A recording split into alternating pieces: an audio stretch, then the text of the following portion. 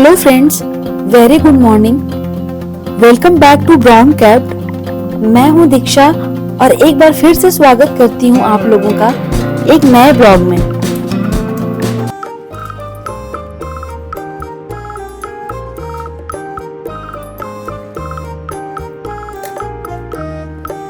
दोस्तों, एक बार की बात है, एक बहुत बड़ी आर्ट गैलरी ने कॉन्टेस्ट डिक्लेयर किया। उसमें उन्होंने अनाउंस किया कि जो भी पेंटर पीस को डिपिक्ट करने वाली वर्ल्ड की सबसे अच्छी पेंटिंग बनाएगा उसको $10 मिलियन का इनाम मिलेगा। ये बात पूरी दुनिया में फैल गई और पूरी दुनिया से हजारों पेंटर्स ने अपनी अपनी पेंटिंग भेजी। उस कॉन्टेस्ट में पार्टिसिपेट करने के लिए उन हजारों पेंटिंग्स में से उस कॉन्टेस्ट के जो जजेस थे वो फाइनली 100 पेंटिंग्स को शॉर्टलिस्ट किए और उन 100 पेंटिंग्स की एक एग्जीबिशन लगाई। एग्जीबिशन में सारे पेंटर्स को इनवाइट भी किया और साथ ही साथ मीडिया वाले भी बैठे हुए थे और उन मीडिया वालों के साथ हजारों लोगों की भीड़ भी इकट्ठा हो गई थी।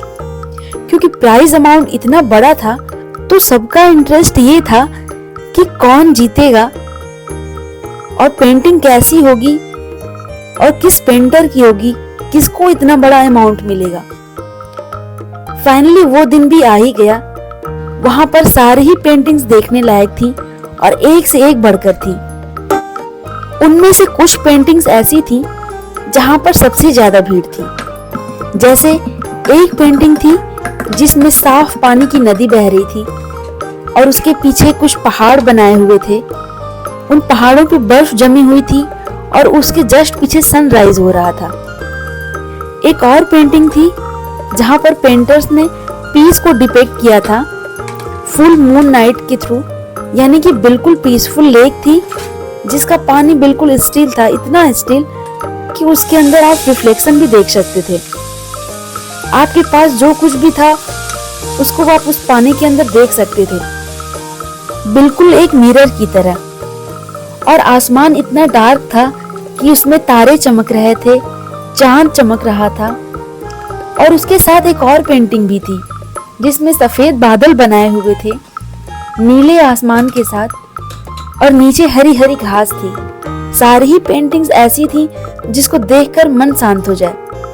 तो कॉन्टेस्ट बहुत ही टफ होने वाला था क्योंकि सारी पेंटिंग एक से बढ़कर एक थी और जजेस के लिए शॉर्ट लिस्ट करना उतना ही डिफिकल्ट होता जा रहा था। लेकिन वो मोमेंट भी आ ही गया जब जजेस ने अपना माइंड मेकअप कर लिया और एक पेंटिंग को उन सारे पेंटिंग्स में से सेलेक्ट कर लिया। एक बड़े से कर्टन के पीछे ला करके उसे रख दिया गया। सामने सारे पेंटर्स बैठे हुए थे, मीडिया वाले बैठे थे और हजारों लोगों की भीड़ भी थी। सबकी जिज्ञासा बढ़ती जा रही थी क्योंकि अमाउंट इतना बड़ा था। जैसे ही पर्दा हटा और सामने जो पेंटिंग्स रखी हुई थी वो दिखी तो सब लोग हैरान रह गए। सब एक दूसरे की शक्ल देखने लग गए।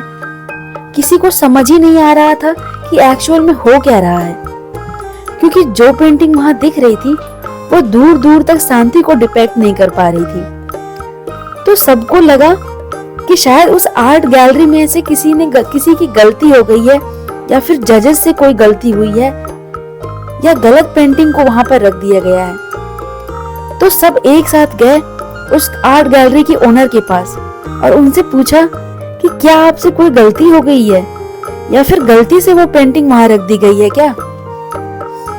आर्ट गैलरी का ओनर थोड़ा मुस्कुराया और बोला, नहीं, बिल्कुल मुझसे कोई भी गलती नहीं हुई है, ये पेंटिंग बिल्कुल ठीक है। और जजेस ने इसी पेंटिंग को सेलेक्ट किया है और यही पेंटिंग आज की विनर है। तो सारे पेंटर ये जवाब सुनकर गुस्से से आग बबूला हो गए। सबने मिलकर रिवोल्ट कर दिया और यह देखकर सारे मीडिया वाले अपनी अपनी जगह से उठे और माइक लेकर सीधा आर्ट गैलरी के ओनर के पास चले गए। और अगेन आर्ट गैलरी वाला ओनर मुस्कुराया और कहा कि मुझे कुछ भी बोलने से पहले एक बार पर्दे के पीछे रखी पेंटिंग को ध्यान से देखिए, पास से जाकर देखिए और शायद आपको वो नजर आ जाए जो दूर से आपको नजर नहीं आ रहा है। क्योंकि आप सबने एक चीज तो देख ली कि इन पेंटिंग में आधी तूफान, चारों तरफ तहस नहस सब कुछ हो रहा है। आसमान में चारों तरफ बिजली कड़क रही है, काले बादल हैं, पर एक चीज आपने ध्यान ही नहीं दिया इस पेंटिंग में। एक छोटा सा घर भी है, उस घर में एक छोटी सी खिड़की है जहां पर एक आदमी खड़ा है, और ध्यान से जाकर के देखिए वो आदमी कितने सुकून से बाहर का नजारा देख रहा है, मुस्कुरा रहा है। और असली शांति वही है, मतलब उसके मन की शांति। यानी शांति का मतलब ये नहीं कि हमारे बाहर जब सब कुछ अच्छा हो रहा हो तभी हम शांत हैं, वो तो टेम्परेरी है। असली शांति का मतलब तो हमारे बाहर चाहे जो जैसा भी माहौल हो, जैसा भी कुछ चल रहा हो, हम अंदर से पूरी तरह शांत हों, हमारा मन शांत हो। क्योंकि जिसका मन शांत नहीं है, उसे दुनिया की कितनी भी सुंदर से सुंदर जगह पर लेकर जाओ, बिठा दो, अंदर से वो दुखी ही रहेगा। आई होप आपको ये मोटिवेशनल स्टोरी अच्छी लगी हो। तो चलिए इसी पॉजिटिव थॉट के साथ ब्लॉग को आगे बढ़ाते हैं।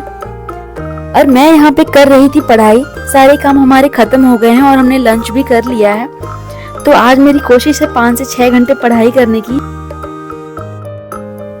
सच पूछो तो कभी 5 से 6 घंटे की पढ़ाई अभी कंप्लीट हो नहीं पा रही है, और ना ही इतना कभी समय मिल पाता है, लेकिन हम पूरी कोशिश कर रहे हैं। और साथ में टेस्ट मैच आ रहा है, तो अभी ना कुछ तो उसमें लैंग्वेज चेंज करके भोजपुरी कर दिए थे, आप भी सुन। मार दिए सोले अला ये अब तहार का होई रेहान।